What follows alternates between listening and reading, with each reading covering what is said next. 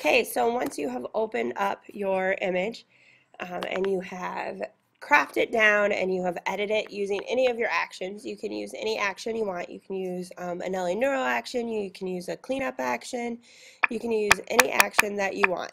It doesn't matter. Make it look good, because remember, we always need to make things look good before we add anything extra to it.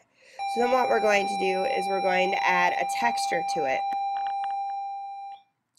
So we can either open up the textures or we can place them. I'm going to open mine. I'll go to open. My textures are saved on my desktop where they're supposed to be, under textures.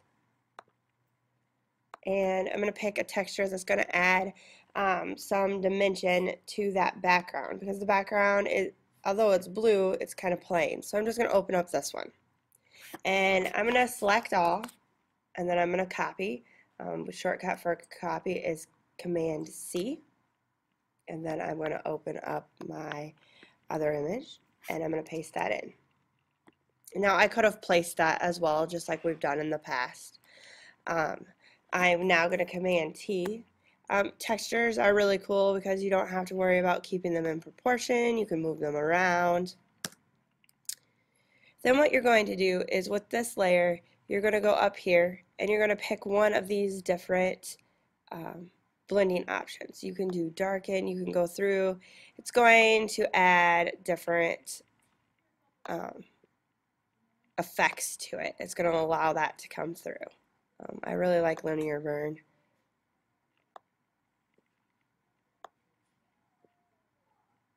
Not screen. We're just going to go back up to linear burn. I'm not going to go through. You could also add, you can tone that down if it's too much for you. You can copy your background, pull that ahead of it,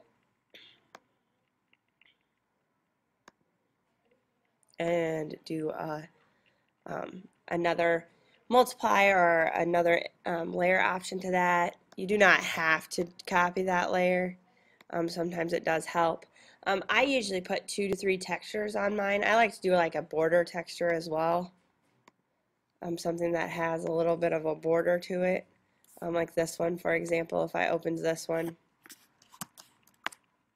and copied and pasted that and opened it in there, Command T to free transform, and then I can multiply that, and then I have something even better. I can tone that down with the opacity. The key for textures is layers, layers, layers, and changing your blending options and your opacity. You could also put layer masks on there,